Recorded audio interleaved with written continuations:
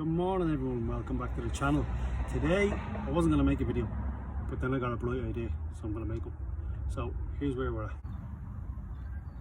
This is the base of my Punto C, it's a driver seat, and as you can see here, there's no padding left. You can actually feel metal there, and it actually digs into your leg on occasion when you're driving the car. So other than needing a good clean, the padding is actually goose there, but the seat bases on the driver and the passenger seat are identical. So I'm going to swap that perfect passenger seat onto this driver seat, and I don't care about the passengers.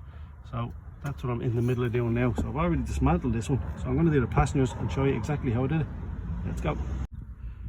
Okay, first thing you're going to need to do is slide the chair all the way back. You've got a key there, sorry, a bolt there, a bolt in here. Go all the way forward, tilt the seat. You've got one here and you've got one here. They're number 6 Allen keys, so let's get them out and get the seat moved. Okay, so here's the underside of the passenger seat. As you can see, you've got 1, 2, 3 and 4, and they're T40s. They have to come out, and on the driver's side, from the plastic trim on the outside to here, you've got a small little grommet to hold it in place. Also on the driver's side, you will need to remove one of the rails.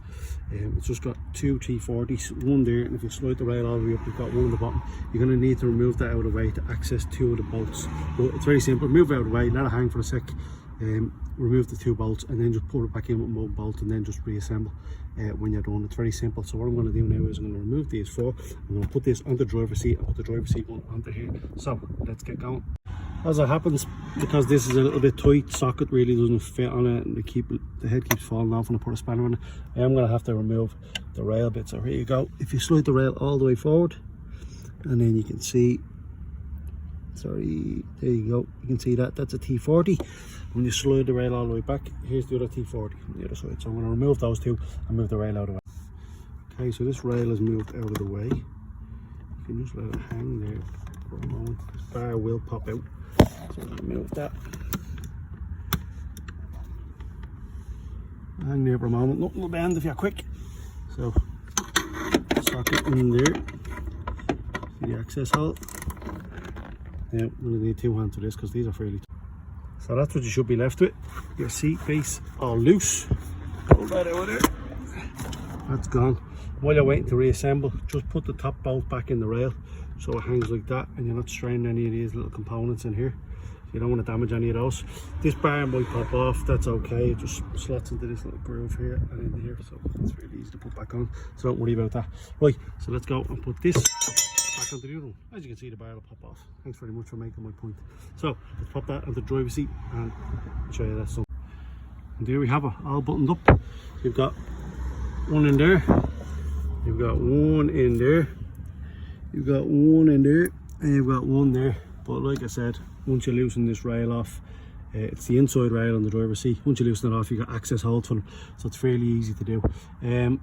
Handy thing to have would be a bicycle bungee, just so you hold that out of your way. If you're doing it on your own, if you have an extra pair of hands, that's handy. But a bicycle bungee, just to wrap on that, because you don't want to stretch or put tension on any of these little small springs and damage them. So let's get the seat back in and see what our results look like. And there we are, we're done. Seat base looks the same, but I can assure you it's not. Look at that. Lovely and firm all the way around. Thank you very much. I was have to fix that one. But happy days. Let's get this seat together. So just to show you, this is the access hole I was talking about. That's concealed by the rail. So when you pop the rail off, you have access to this to get this bolt off, and on the other side you've got the same on this bolt. But on the driver's side you need them a lot more. You need them for top and bottom, and on this side it's very simple. So let's get these bolts done up.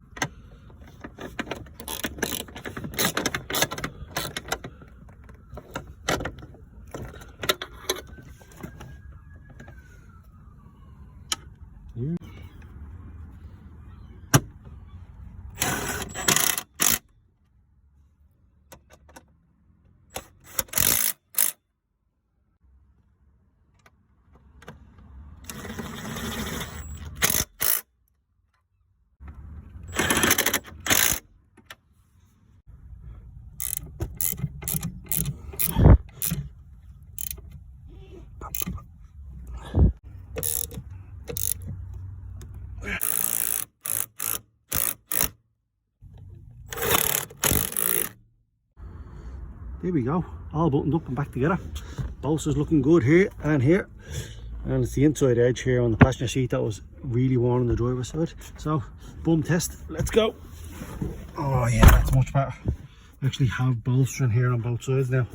Lovely. So there you go, about an hour of your time should do that if you take your time. A quick OEM free repair if you like. Very easy to do. You just need a handful of tools and follow the steps I've done. I can imagine that. So there you go, a OEM repair for free if you like. I can imagine the steps I've taken here in this car are not a million miles away from a lot of other cars of this era, where you might run into a couple of problems. Is with a bit more of a modern car, you have airbags and stuff, so you need to be wary of looms and make sure you don't go damaging any wires or anything underneath the seats. Also with electric seats it might be a little bit more difficult because you'll have motors and different rails in the way. But anyway, for this era of car with no airbags and no rubbish in the way, very easy, under an hour you'll have it done.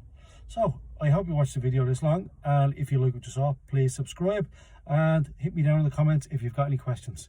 See you again.